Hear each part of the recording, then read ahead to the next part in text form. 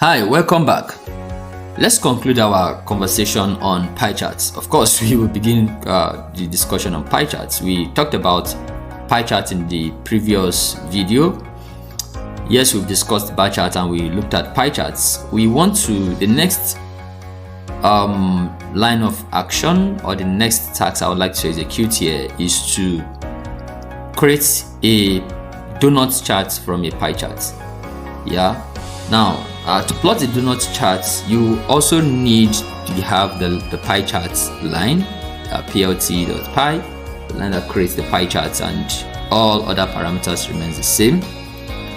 And next is to create a circle at the center. So this line of code creates a circle at the center of the pie charts to form the donut charts. Okay, so here I have plt.circle, and you give it the parameter 0,0, which means start from the center. Okay, and 0.77, which means take a radius of 0.77, and fc, which is the color of the center that you like to give to your chart, white. Then line width is 1.25. Okay, so what I'm going to do is I will take out okay, let's just run this code. Every other thing remains the same. We have GCA. This is add the circle to your base pie chart. So GCA.add_artist, in the brackets the circle you defined. Yeah, circle of center, circle_center. Okay, let's do something quickly. Let's see if this line of code can actually get a circle defined.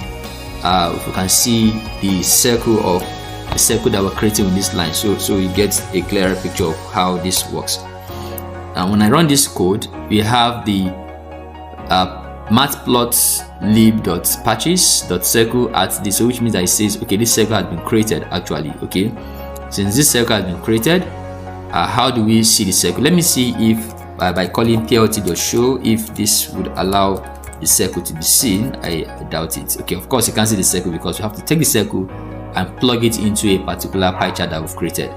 Okay, so since we are not able to see the circle, I wish we could see the circle that this plt matplotlib library has created, but we can't display just the circle just like that. We have to add the circle to a particular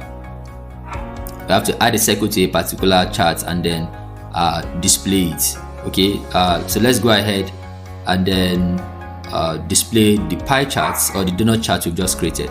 So here's the donut chart. Okay, we can give some modifications, right? And give some modifications. So let's change this 0.77 to say 0.24 and see what change that will do. Can you see? Like I said, the radius. So this 0.77 is the radius of the donut chart. So once the smaller the number, the smaller the circle, which is the radius, right? So if I want to increase the radius, just go ahead and say 0.50. That will increase the size of the radius of this circle.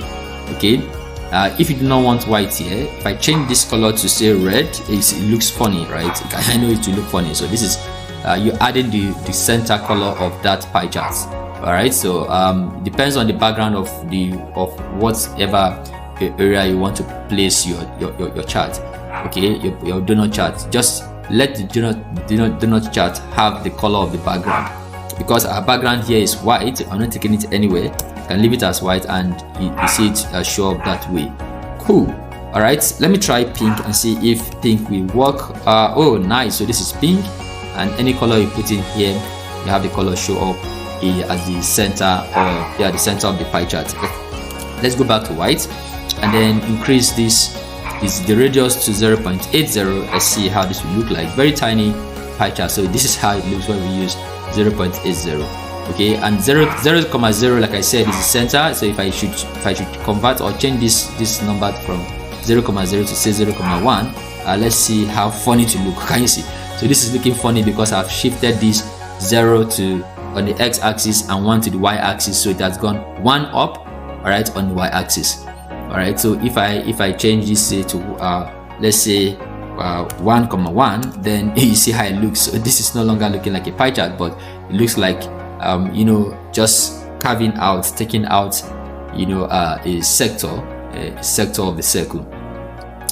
Okay, always leave the center of the circle that you created at 0.0, so that it begins from the origin and fits into the chart. And we have the line width, so line width 1.25. Let me change this to 3 and see how that will affect it. So can you see that the line width has been affected, but you may not necessarily see the effect of the line width 1.25. All right, great. So this is the donuts chart, and here is how to create the donuts chart. You need to include all of these lines, right? So this is how interesting it is. One beauty about this is you can program this and leave this as parameters. You can even write it as function. You can write this code as function, so that one can actually enter different values to produce different types of charts. Very important. And one can also create, what's it called? You can create an app. Okay, you can create an app. So this is how visualization tools are created. You can create an app that will allow someone to visualize that data set. All right, you just leave these places as parameters that can be modified, a data set that can be entered in a specific format. And once they upload the data set, adjust different parameters, and they are able to create a chart for themselves. So this is just the way Power BI was created, using codes. So all the charts you see in Power BI, Tableau, and any other visualization tool, there are codes that are powering those GUIs.